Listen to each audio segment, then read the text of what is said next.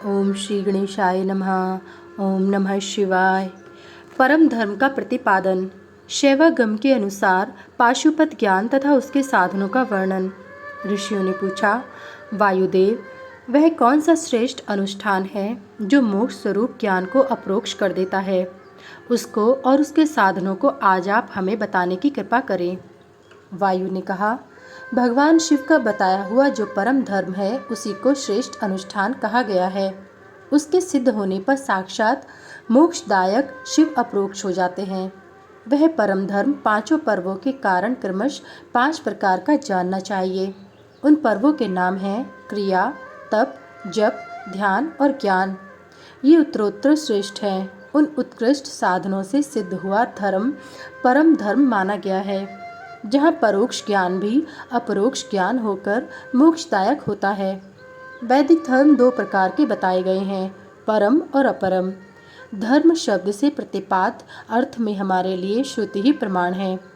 योग पर्यंत जो परम धर्म है वह श्रुतियों के शिरोभूत उपनिषद में वर्णित है, और जो अपरम धर्म है वह उसकी अपेक्षा नीचे श्रुति के मुखभाग से अर्थात संहिता मंत्रों द्वारा प्रतिपादित हुआ है, जिसमें पशुबद्ध जीवों का अधिकार नहीं है।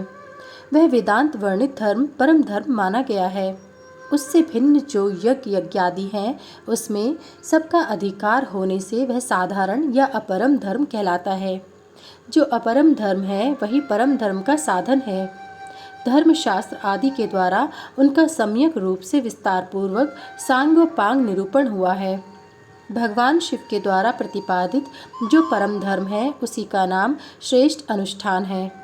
इतिहास और पुराणों द्वारा उसका किसी प्रकार विस्तार हुआ है, परंतु शैव शास्त्रों द्वारा उसका विस्तार का सांगोपांग निरूपण किया गया है।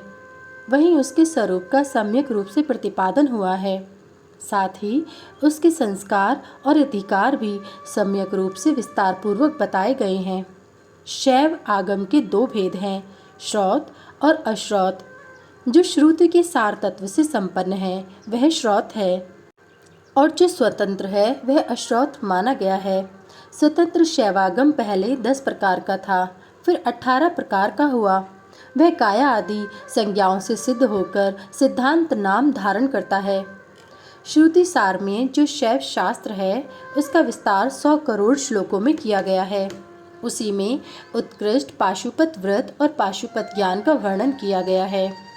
युग युग में होने वाले शिष्यों को उसका उपदेश देने के लिए भगवान शिव स्वयं ही योगाचार्य रूप से जहाँ तहाँ अवतीर्ण हो उसका प्रचार करते हैं।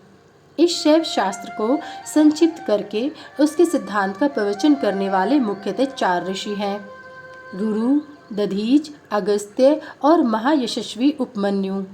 उन्हें संहिताओं का प्रवर्तक पाशुपत जानना चाहिए। उनकी संतान परंपरा में सैकड़ों हजारों गुरुजन हो चुके हैं। पाशुपत सिद्धांत में जो परम धर्म बताया गया है वह चर्या आदि 4 पदों के कारण 4 प्रकार का माना गया है। उन चारों में जो पाशुपत योग है वह दृढ़तापूर्वक शिव का साक्षात्कार कराने वाला है, इसलिए पाशुपत योग ही श्रेष्ठ अनुष्ठान माना गया है। उसमें भी ब्रह्मा जी ने जो उपाय बताया है उसका वर्णन किया जाता है। भगवान शिव के द्वारा परिकल्पित जो नामाष्टकमय योग है उसके द्वारा सहसा शैवी प्रज्ञा का उदय होता है। उस प्रज्ञा द्वारा पुरुष शीघ्र ही सुस्थिर परम ज्ञान प्राप्त कर लेता है। जिसके हृदय में वह ज्ञान प्रतिष्ठित हो जाता है उसके ऊपर भगवान शिव प्रसन्न होते हैं। उनके कृपा प्रसाद से वह परम योग सिद्ध होता है जो शिव का अपरोक्ष दर्शन कराता है। शिव के अपरोक्ष ज्ञान से संसार बंधन का कारण दूर हो जाता है। इस प्रकार संसार से मुक्त हुआ पुरुष शिव के समान हो जाता है। यह ब्रह्मा जी का बताया हुआ उपाय है, उसी का पृथक वर्णन करते हैं। शिव, महेश्वर, रुद्र, विष्णु, पितामह ब्रह्मा, संसार वैद्य, सर्वज्ञ और परमात्मा, ये मुख्यतः 8 नाम हैं। ये 8 मुख्य नाम शिव के प्रतिपादक हैं। इनमें से आदि 5 नाम क्रमश शांत्यतीता आदि 5 कलाओं से संबंध रखते हैं, और उन 5 उपाधियों को ग्रहण करने से सदाशिव आदि के बोधक होते हैं। उपाधि की निवृत्ति होने पर इन भेदों की निवृत्ति हो जाती है। वह पद ही नित्य है। किंतु उस पद पर प्रतिष्ठित होने वाले अनित्य कहे गए हैं। पदों का परिवर्तन होने पर पद वाले पुरुष मुक्त हो जाते हैं। परिवर्तन के अनंतर पुनः दूसरे आत्माओं को उस पद की प्राप्ति बताई जाती है और उन्हीं के वे आदि 5 नाम नियत होते हैं। उपादान आदि योग से अन्य 3 नाम संसार वैद्य, सर्वज्ञ और परमात्मा भी त्रिविध उपाधि का प्रतिपादन करते हुए शिव में ही अनुगत होते हैं। अनादि मल का संसर्ग उनमें पहले से ही नहीं है तथा वे स्वभावतः अत्यंत शुद्ध स्वरूप हैं, इसलिए शिव कहलाते हैं। अथवा वे ईश्वर समस्त कल्याण में गुणों के एकमात्र घनीभूत विग्रह हैं, इसलिए शिव तत्व के अर्थ को जानने वाले श्रेष्ठ महात्मा उन्हें शिव कहते हैं। 23 तत्वों से परे जो प्रकृति बताई गई है, उससे भी परे 25वें तत्व के स्थान में पुरुष को बताया गया है, जिसे वेद के आदि में ओंकार रूप कहा गया है। ओंकार और पुरुष में वाच्य वाचक भाव संबंध है। उसके यथार्थ स्वरूप का ज्ञान एकमात्र वेद से ही होता है। वे ही वेदांत में प्रतिष्ठित हैं, किंतु वह प्रकृति से संयुक्त है। अतः उससे भी परे जो परम पुरुष है, उसका नाम महेश्वर है, क्योंकि प्रकृति और पुरुष दोनों की प्रवृत्ति उसी के अधीन है। अथवा यह जो अविनाशी त्रिगुणमय तत्व है, इसे प्रकृति समझना चाहिए। इस प्रकृति को माया कहते हैं। यह माया जिनकी शक्ति है, उन मायापति का नाम महेश्वर है। महेश्वर के संबंध से जो माया अथवा प्रकृति में शोभ उत्पन्न करते हैं, वे अनंत या विष्णु कहे गए हैं। वे ही कालात्मा और परमात्मा आदि नामों से पुकारे जाते हैं। उन्हीं को स्थूल और सूक्ष्म रूप भी कहा गया है। दुख अथवा दुख के हेतु का नाम सत है। जो प्रभु उसका द्रावण करते हैं, उसे मार भगाते हैं, उन परम कारण शिव को साधु पुरुष रुद्र कहते हैं। कला काल आदि तत्वों से लेकर भूतों में पृथ्वी पर्यंत जो 36 तत्व हैं, उन्हीं से शरीर बनता है। उस शरीर इंद्रिया आदि में जो तंद्रा रहित हो, व्यापक रूप से स्थित है, वे भगवान शिव रुद्र कहे गए। जगत के पिता रूप जो मूर्ति आत्मा है, उन सबके पिता के रूप में भगवान शिव विराजमान हैं, इसलिए वे पितामह कहे गए हैं।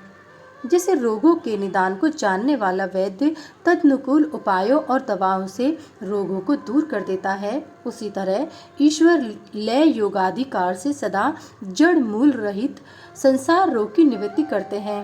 अतः संपूर्ण तत्वों के ज्ञाता विद्वान उन्हें संसार वैद्य कहते हैं।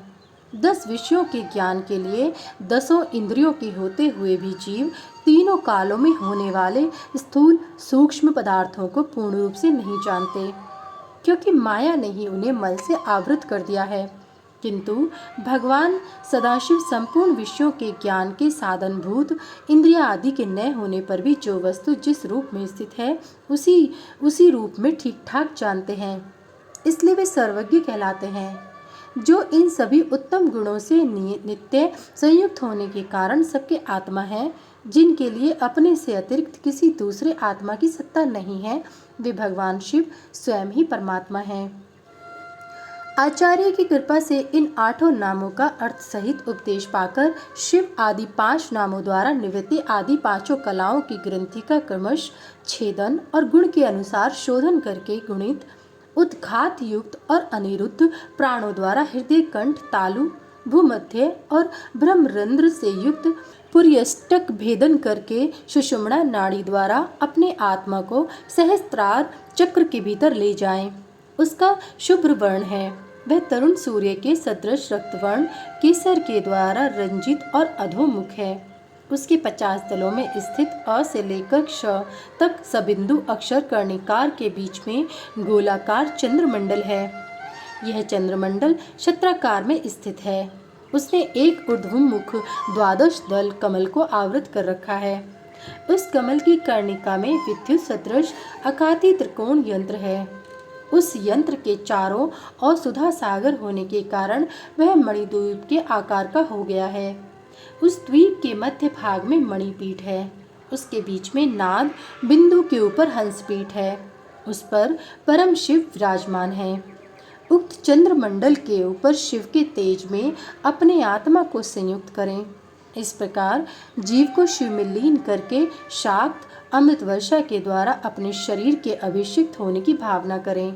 तत्पश्चात अमृत में विक्रय वाले अपने आत्मा को ब्रह्मरंध्र से उतारकर हृदय में द्वादश दल कमल के भीतर स्थित चंद्रमा से परे श्वेत कमल पर अर्धनारीश्वर रूप में विराजमान मनोहर आकृति वाले निर्मल देव भक्तवत्सल महादेव शंकर का चिंतन करें। उनकी अंग कांति शुद्ध स्फटिक मणि के समान उज्जवल है। वे शीतल प्रभाव से युक्त और प्रसन्न है। इस प्रकार मन ही मन ध्यान करके शांत चित्त हुआ मनुष्य शिव के 8 नामों द्वारा ही भाव में पुष्पों से उनकी पूजा करे। पूजन के अंत में पुनः प्राणायाम करके चित्त को भली भांति एकाग्र करते हुए शिव का नामाष्टक का जप करे। फिर भावना द्वारा नाभि में 8 आहुतियों का हवन करके पूर्ण आहुति एवं नमस्कार पूर्वक 8 फूल चढ़ाकर अंतिम अर्चना पूरी करके चुल्लू में लिए हुए जल की भांति अपने आप को शिव के चरणों में समर्पित कर दें। इस प्रकार करने में शीघ्र ही मंगल में पाशुपत ज्ञान की प्राप्ति हो जाती है और साधक उस ज्ञान की सुस्थिरता पा लेता है। साथ ही वह परम उत्तम पाशुपत व्रत एवं परम योग को पाकर मुक्त हो जाता है। इसमें संशय नहीं है। अध्याय 32 समाप्त। सभी वेद और पुराण सुनने के लिए हमारे इस चैनल को सब्सक्राइब करें और सभी वीडियो को लाइक करें। अगर मुझसे पढ़ने में कोई त्रुटि हो गई हो तो कृपया मुझे क्षमा करें और कमेंट में हर हर महादेव लिखना ना भूलें। भगवान भोलेनाथ की कृपा आप सब पर सदैव बनी रहे। हर हर महादेव। जय भोलेनाथ।